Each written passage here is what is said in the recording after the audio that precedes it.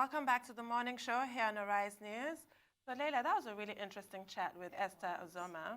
It honestly was, and I'm so upset that we'd run out of time by the time she got on to her last point, because what I wanted to go on to from there was discussing the fact that sometimes we have bills in place like the age reduction bill or the not too young to run bill now, but the fallacy around it is also something that has to be looked into. For example, with the not too young to run bill, this was a 10-year journey. And initially, there were certain clauses in that bill that said parties cannot have any nomination fees put on them to ensure that there's an equal, fair, free, and credible playing ground for all contestants, right? But of course, in order to make sure that the youth are still disempowered, these are clauses that were then eventually taken out of the bill, right? So you look at a not too young to run bill and you think, yay, young people can run. But really and truly, where do you have the money or the finances or the funding to do that? And we already know the way the Nigerian political playing field works. So are we just increasing our bills with no real reason of actually affecting any necessary change? So this is the thing. A lot of people feel conned by that not too young to run bill. And they can now see why it was passed and why a bill like the Electoral Amendment Bill was not passed. Exactly. Because the not too young to run bill was pretty much neutralized to the point where watered down to the point where it was meaningless. Okay, you want to run, go ahead, Honestly. and try. It's really unfortunate. It is.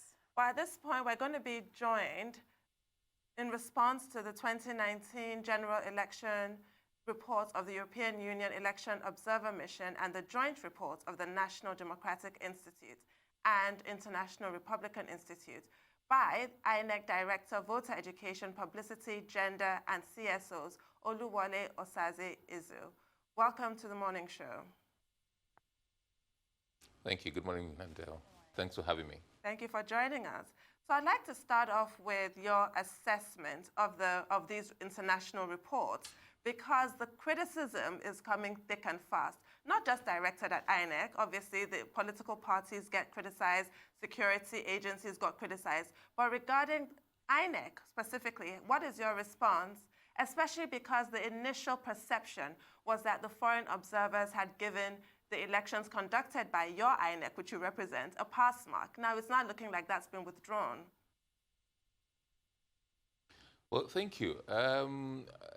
Unfortunately, the Commission is still studying the report, so it's difficult for me to speak in great details about reactions to the reports. But I think, and part of what they're doing is to study all the reports put together, both by domestic observers and international observers. It's such that more than 130-something observers were accredited, the bulk of whom were actually domestic observers.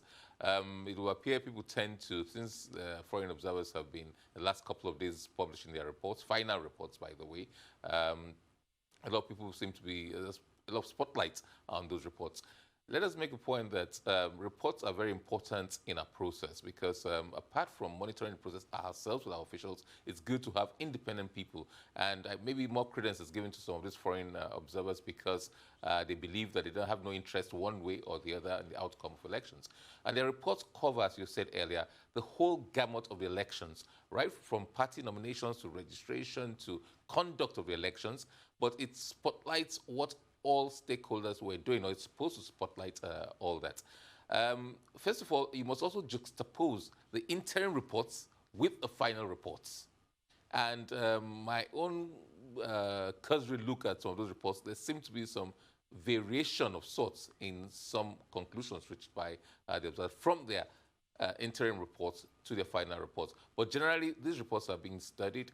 I don't know about pass mark or no pass mark. The EU report, for example, did not state one way or the other whether the outcome of the elections reflected, in their own opinion, reflected the wishes of Nigerian people. While the joint IRI and NDI reports seem to dwell on the impressions by some Nigerians. For example, said many Nigerians felt this way, or many Nigerians felt that way. So, but the reports are being studied. Thank you very much for that, sir. Now, as the Director of Voters Education, let's speak about the fact that only 35% of accredited voters actually came out to vote. What were your strategies, or what strategies did you use to ensure that the Nigerian people actually not only registered to vote, but got out there to vote? Because clearly there was some sort of glitch, as only 35% of people actually voted. Yeah, but I think what we have to do is actually look and probably undertake studies as to why people do not turn out to vote.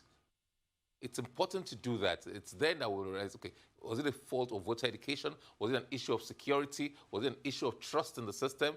Or what exactly was that? And secondly, when you say only 35% of the people turn out to vote, you have to look at vis-a-vis the total number of those who collected their PVCs. You'll get a much, much higher percentage. So obviously, if I did not collect my PVC, it meant that either I was not available, some people are dead, some people have migrated, some people are just not interested in the process for one reason or the other. So let us put things in context. And when you put it in that context, you'll get a much higher percentage, because it's only those who collected their PVCs evince the intention maybe to come out to vote. If I did not pick it up, then obviously I did not. Now, voter education might be one thing, and yes, it does turn out, voter turnout does worry one, because it also impacts on the credibility of the elections. But by the way, the 35% refers to the presidential elections. I don't think it doesn't refer, the statistics doesn't refer to all the elections. There are two sets of elections. So I think we should dwell a little bit on that fact. It does bother us. Part of the strategies we adopted were varied, both use of the electronic media, door-to-door, face-to-face discussions.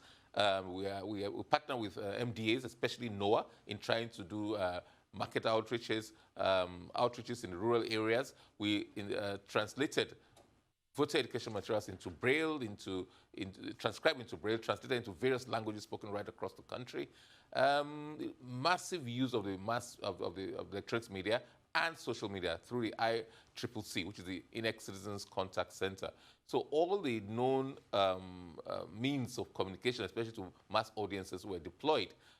Definitely resources limited the extent to which we could go, but definitely we'll study these things and see what really happened and why is it that people, not as many people as we had hoped for, turned out for the elections. Well, you listed several factors which could have contributed to that low turnout, but you omitted one, which was the postponement. That postponement was so jarring. It's thought to have contributed greatly to that low voter turnout, and it's been highlighted in the reports that we've seen so far from the US and from the EU. Now, what is your response to the renewed calls for the chairman of INEC to resign? Those calls originated at the initial postponement and have now sort of, old wounds have been reopened by these reports. Well, I really don't want to comment much on that one. Those who make the calls should have their reasons for so doing. But I think it's particular on the fact that you think that one person, one man, made all the difference in the world. And that is just scratching the surface. I think we should critically look at all the factors that led to the failings and which led to the actual postponement of the election. And then again, you also have to look at the fact that the postponement was probably better for the country in the long run. It was a very, very painful decision. He, as the Chief Electoral Commissioner, obviously will ultimately be the signpost. The people will look at him, but he's only one out of members of the commission. There are 13 members of the commission. There are systemic issues with the security issues, logistics issue, and lots of other people have responsibilities for different aspects of the thing. I don't think resigning of one man would necessarily cure or address the issues that have arisen from that postponement or logistical failings. Now, sir, another point that I would like to raise is taking you back to where you stated that the EU report might not necessarily depict the will of the Nigerian people. I want to know why you stated this, and also what parts of the EU report you feel may not necessarily be the will of the Nigerian people. No, I did not say it did not depict it. I made references to the fact that the reports, and I'm careful not to discuss individual reports, but they made reference to the fact that, one, there was no conclusion saying, did it reflect the will of the Nigerian people? There was no definitive conclusion on that. There wasn't. And if there is, I stand to be corrected, and please show it to me. But I've read that report myself, and it did not say whether, overall, it did not draw a conclusion on that. That's what I said. And I stand by that.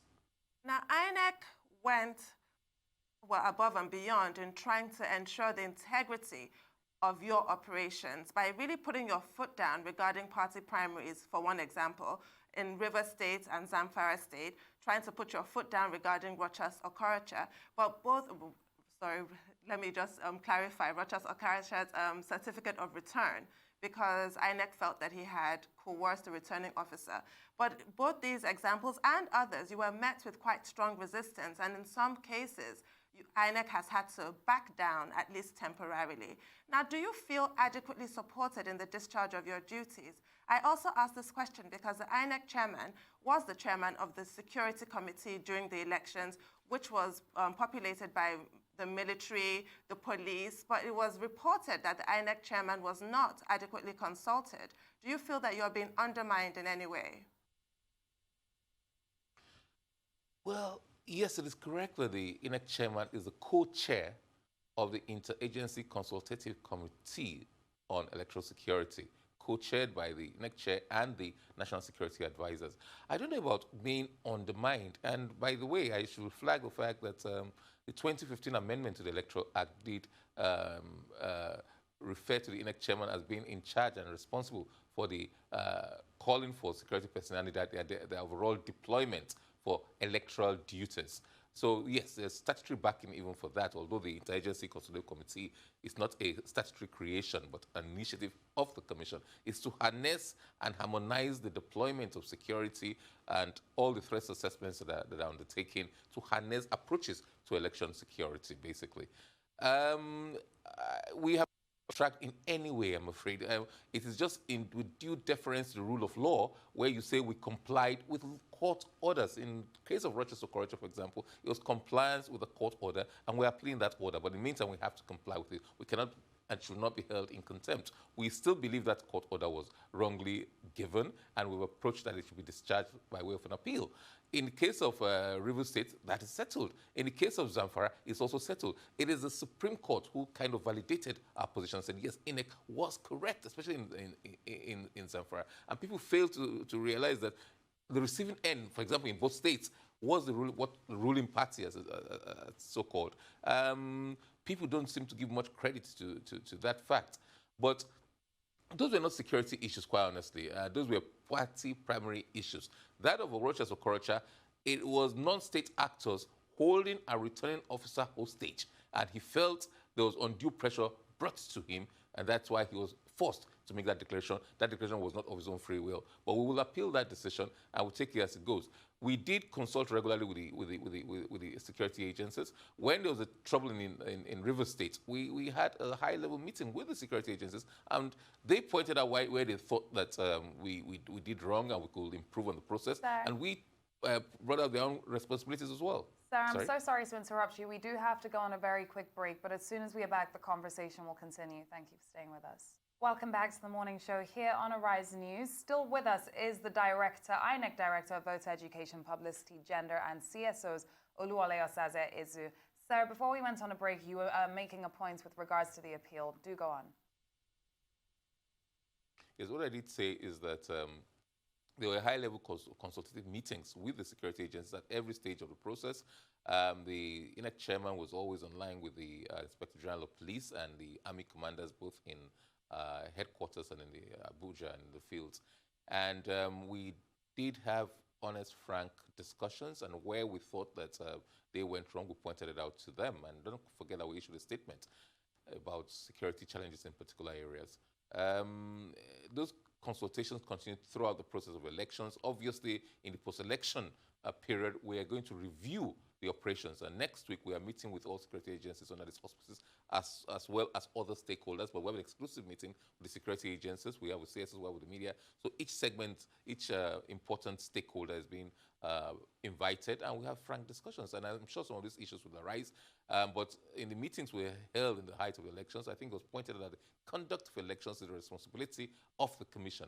And we looked at the statutory responsibilities of the security agents, which is just limited to providing security, securing the process, securing the facilities, securing the stakeholders. And I think frank discussions were held, and we will, in the post-election period, continue to do so. Well, I asked you about undermining and resistance to some of your efforts. I'm going to ask you more pointedly. Do you feel that INEC is in fact independent?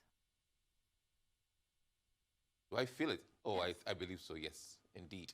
In its operations, it certainly is. And I just made allusions to that when I said that in our meetings, we pointed out the conduct of elections is the responsibility of the Commission. We do not take orders in our operational, it's a constitutional thing, and we hold on very dearly to it. We do not take orders from either from any stakeholder, from the parties, from the government, or from the army, or any other person, armed forces, or any other person. And I believe fair-minded people will, when they analyze things, I think come to that conclusion. Many people, for example, wanted to cancel some elections. We looked at our powers, we looked at our responsibilities, we looked at our processes. We said, no, we will not do so. It did not go down well with some people, but I think in everything we do, we try to assert our independence in accordance with the laws of the land. But definitely if a court comes to us, and we've had issues with the judiciary, when they come and say, you do this or don't do that, it's the rule of law. We have to obey that. So we're not independent of the rule of law. No. We're not independent in sourcing and financing. We're not. No.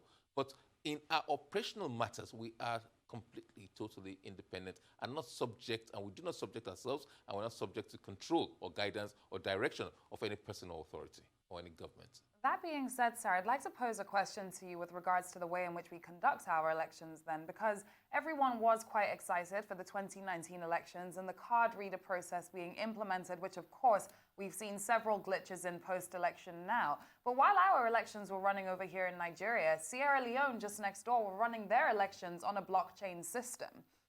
Is this something INEC has ever thought of implementing to ensure that really and truly our elections are free, fair, and credible? Because the blockchain system is the most incorruptible system in the world. But it's not infallible. I think that point has to be made. And everything must be put in context. INEC can only run a system that is authorized by law. And under the law, our system is still basically and fundamentally a manual process. The Electoral Act has spelled out how you go about it. It requires you to come in person. It requires you to bring a voter's card. It requires a printed register, a hard copy register, and that register has to be ticked. So even if we use the smart carrier to authenticate you, the Supreme Court has held that the proper thing for accreditation is the tick in the register, because that's what the Electoral Act says. So yes, we're in the period of electoral reform and proposals are being put forward. So we should look at all these options. But INEC will not go outside, cannot and will not go outside of the law. If it does so, the elections will be nullified. We must go. There are different things. Technology obviously will play a greater role in our elections in future. But you know, for example, that the Electoral Act was not amended, where many of those provisions try to introduce more technology into the process. But we must stick with the process as is. And when you talk about blockchain technology and some of these technological innovations, you have to look at the infrastructure, technological backbone and infrastructure of the country. Are you ready for that? But certainly if the law says we should do that, that is the way to go. But let us not deceive ourselves that it's free of any interference, it's free of manipulation. In fact, in certain ways, once you do things online, once you do things with technology, unless you have a sufficiently robust security system, which is what blockchain systems have, yourself to constitutional crisis. Let's look at INEC's no system is 100% foolproof. Let's look at INEC's post-election activities, including the proposed financial audit, the proposed nationwide conversation, but I'd like to start with the election tribunals. There has been a deluge of these. You have over 700 all over the country. What does that say about the kind of elections that INEC conducted? And also this whole, regarding PETS, the Presidential Election Tribunal, the whole furore about INEC's server. Two things. Obviously, we cannot discuss details of what is going on in the tribunals in the sense of trying to prejudge the outcome of the tribunal. So server, no server, the processes are in court. And by the way, I think a lot of people, either out of mischief or ignorance, have misinterpreted what has been said in court. But I will not comment on it. I think we should go read the processes that are of public knowledge and allow the judges to do their work unhindered. It is not on social media or on the mass media that issues are going to be determined. It is in the hallowed chambers of the courtroom where evidence will be produced according to law, and there'll be ability and of contending parties to cross-examine, to forensically examine these things, and then the judges, the arbiters who were not there, will look at these things, and based on the evidence produced before the courts, before the tribunals determine the actions. Absolutely, but you know I have to ask you that. About the elections one way or the other. Well, you have to, I guess you have to, but I also have a duty to explain to Nigerians. And people have said, oh, INEC, you've maintained silence, a studied silence. That is the proper thing to do, actually, because if I say anything more than that, then I might be held in contempt of court. And me personally, as a senior lawyer, ought to know better. And it's my duty to enlighten people as well, so that we do not start discussing things that will prejudice the outcome of the court. The number of petitions has absolutely nothing to do with the quality of elections. I don't think there's necessarily any correlation between the total number of petitions. Look, there is a system in place. There's a dispute resolution mechanism provided for by the laws. If you are dissatisfied, it doesn't say go to the streets, it doesn't say demonstrate, it doesn't say go to TV studios. It says go to the election petition tribunal for each matter that you have. So, and when you consider the total number of parties that partook in this election, when you consider the total number of candidates, it's unprecedented. So it's not at all a surprise. Don't for one moment think that that is a correlation to the quality of the elections that were conducted. It doesn't necessarily gel. But one thing that is of effect to the quality of elections that were conducted, sir, as well, is really and truly, if we look at the fact that INEC offices, when people were registering for their PVCs, and I mentioned this today in a previous interview, INEC offices were only open from 9 a.m. to 3 p.m., which of course is when formal and informal workers are in work. So a lot of people found it difficult to go and vote, and the message being sent across was more to do with the fact that this is most important, so get time off work and go and vote. But as we know, a lot of Nigerians live by the day and live for the day, and this wasn't necessarily a dynamic that really applied to the Nigerian people, but it was a dynamic that was sold. What is INEC doing in preparation of 2023 and also elections coming up this year too, to ensure that INEC offices do not hinder people from getting their PVCs? Well, I think in discussing this, first of all, my sympathies, my loyalties are with those who actually strive to get their PVCs but could not do so for whatever reasons. But what I keep saying is that there are millions and millions of PVCs lying in the state offices of the Commission that the owners have not bothered or have, for whatever reasons, not gone to collect. No attempt to even collect those ones. Now, yes, offices were open from 9 to 3, but you forget also that we went around communities distributing, a couple of days in each community distributing making these PVCs ready for collection. Some were collected, but a lot more were not collected. So it wasn't necessarily only in the INEC offices that these things were being distributed. In registration centers, and for a long period of time. But people did not respond the way they should have responded. When we were doing CVR, for example, the officer designated to give out cards in many instances was idle. Not enough people, 2, 3 people come in a day. There are long queues for the registration, but for the collection, you hardly ever found queues. But closer to the election, closer to the deadline, closer to the time we had the cutoff date, there was a deluge of people. But isn't that part of the problem as well? Because you're flooding the end of election time when really and truly INEC offices, let's say, sir, INEC offices were open from 6 to 6 every day for people to go and get their PVCs. Do you really think we would have had a 35% turnout of accredited voters? Look, turnout has nothing to do with not knowing what people who collected their PVCs, in the sense that a lot of people did not evince the will to collect their PVCs. A lot of people. And sympathies and understanding for those who did. But many people did not, for whatever reasons. And that's part of, I hope, will feed into our national conversation on this issue. Because CVR, registration, collection of PVCs is one of the things we're going to discuss with all stakeholders, the media, the civil societies, and every other person. So you've come back to my question about national conversation. Can you just very quickly talk us through what to expect with the financial audit? Because Section 91 of the Electoral Act gives strict limits, which we all know are not adhered to. Are you going to prosecute parties that you find wanting in this regard? Well, when you say Section 91 is not being adhered to, there's a fallacy, there's something wrong there.